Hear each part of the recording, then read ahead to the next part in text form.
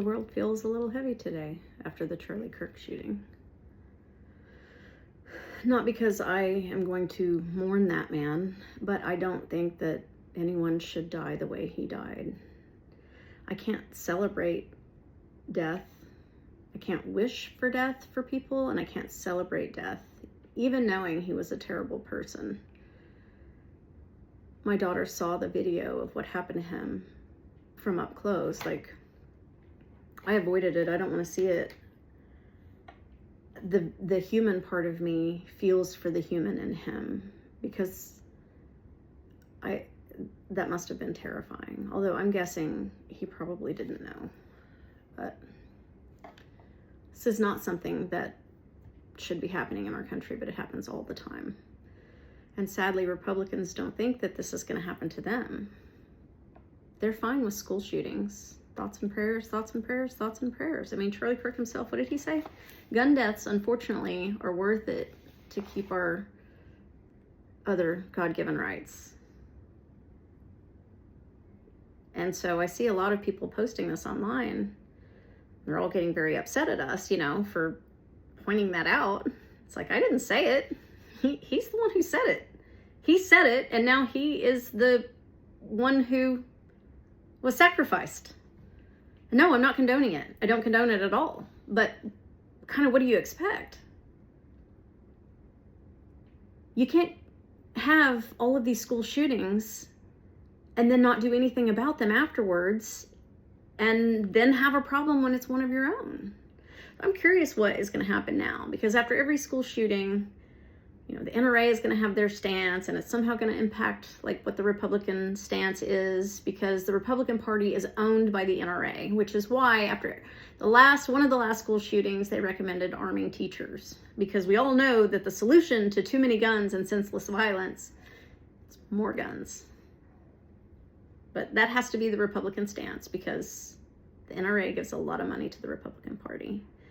So let's see what they actually come up with.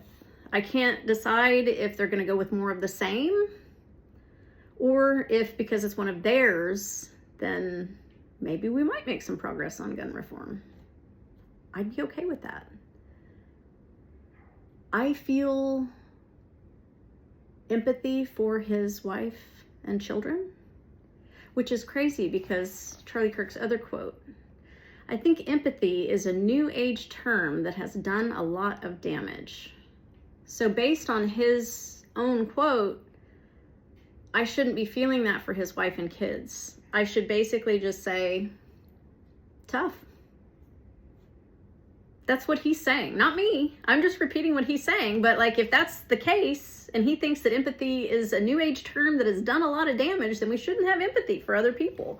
So why would I have empathy for his family? I mean, I do. I naturally do, because I'm a human being.